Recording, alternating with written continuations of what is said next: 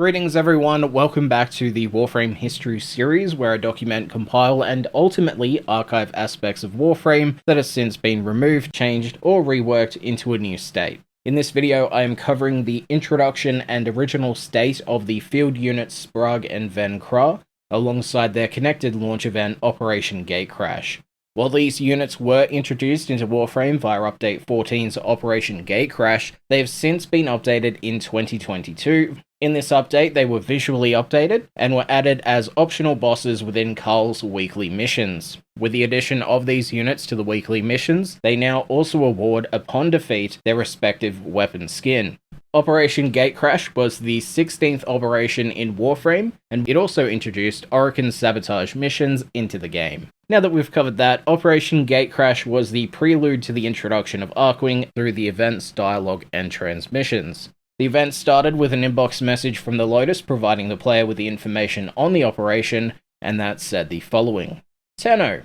We have reviewed Barricatier's Archwing datamass. Much of it is corrupt, but what little it does reveal is invaluable. We now know that more information exists, and we must look for it in the Orokin derelicts locked in the void. Our mission is urgent. The Grineer have also learnt about the Archwing technology and are determined to destroy all traces of it before we find it. To do this, Vahek is using void keys and torsion beam generators to force open Orokin portals. We must destroy his access to these portals. Our ability to recover Archwing fragments depends on it. Careful Tenno, Vahek is using unstable keys. Cumulative exposure to the keys will have detrimental effects on your health, shields, and Warframe abilities. Proceed accordingly. Players could also view a uploaded video from the Play Warframe YouTube channel that introduced Sprag and Ven'Kra through a transmission from Vahek. It is my duty to inform you of more Tenno arrogance. The criminal Lotus is planning to unearth ancient technology to be used against us.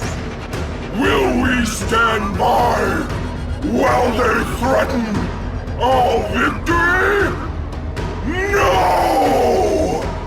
We will not allow them to dig up ghosts of the past. We will go to the void. We will find what they seek, and we will turn every last shred of this Archwing technology into dust. You will be led by pairs of my newest, most vicious clones. Go now! For the Queens!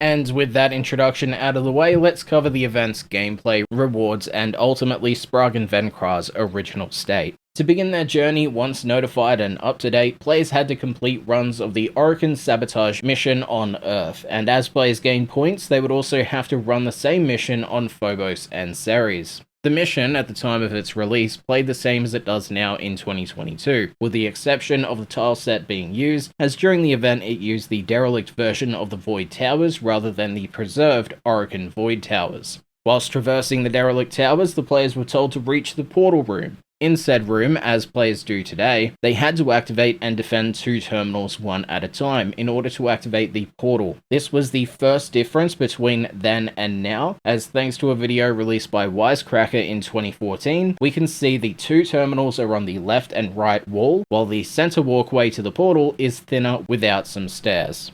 With that difference noted, players then traverse through the portal, entering another tile set. During the Earth missions, players would enter the Grineer Forest. On Phobos, it was the Grineer Settlement tileset, and on Ceres, it was the Grineer Shipyard.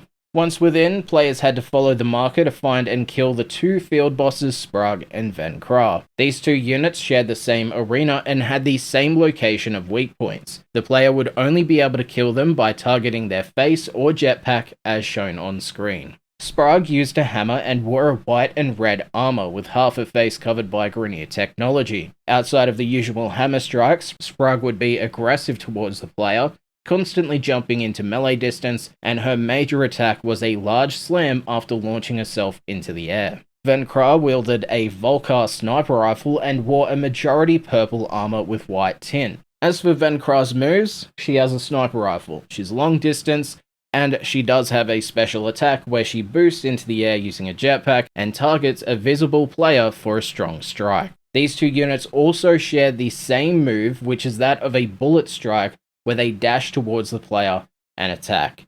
Lastly, these two units have reactionary dialogue. If one is killed before the other, Ven'Kra will say the following: "She will be remembered. Who will remember you, Tenno?" While Sprag would have a more heartbreaking response: "Leader! Ven'Kra! Leader!" When these bosses were dealt with, players could grab the Void Key required to complete the mission off the ground, and as players may know today, the Void Key for Sabotage missions can be found within a canister that opens once the Sabotage boss has been defeated, which is unlike the 2014 version. Once collected, players could return to the portal, place the key into the torsion device, and return to the derelict, where they can either find the Sabotage caches or extract. It is important to note that unlike today's version of the Void Sabotage missions, Operation Gatecrash applied modifiers to the experience. Players received debuffs when playing the Operation nodes, and with each subsequent run, the debuff effects would increase. These debuffs could only be increased a total of 4 times before reaching their cap. There were 3 debuffs in total, each stacking as you progressed through the operation. The Earth debuff reduced the total amount of shields your Warframe had, and increase the shield regen rate. Phobos' debuff reduced the damage you dealt with Warframe abilities, on top of reducing the ability's range, strength, and duration. Lastly, the Ceres debuff simply reduced your health. As with the operations of old, the upside of running more missions was that with each run, players would gain a single exposure point, as each operation had a point system that would be tied to rewards. Digital Extremes did cap the gains for this operation per planet to 5 exposure points, which meant players had to complete at least 5 missions on each of the planet nodes to receive their rewards. Every 5 exposure points would unlock the next operation node on the next planet and award the player with their operation loot. Thus, if you wanted to experience the whole operation, 5 runs had to be completed on each node. As for the rewards of Operation Gatecrash, 5 exposure points awarded players with the event badge, 10 exposure points granted players the complete Slash Modset of Fanged Fusillade, Sweeping Serration, Maim, and Buzzkill. These aforementioned 4 mods were introduced with the event and were unique rewards from it until its release through Barricatier later in the game's life. The release of these mods through Barricatier had drama of its own, with harsh responses from the original owners of the mods and traders, as these mods were going for 800 platinum around that time, and also, as far as I recall at least, there was some server issues. Allegedly it was DDoS attacks. Lastly, the 15 exposure point reward was the Grenade Dagger, the Sheave.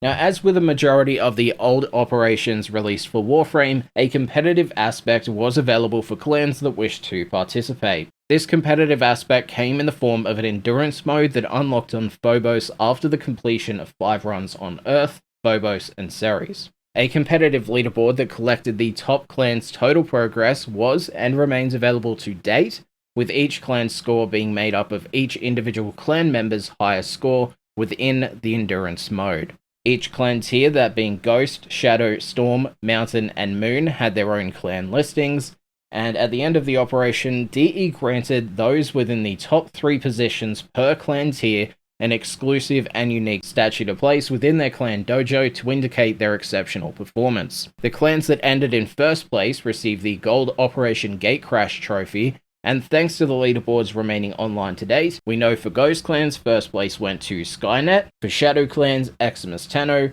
Warbreed was at the top for Storm clans, Mountain clans had whatever that says, and first place in the Moon clan category was Warbros Prime.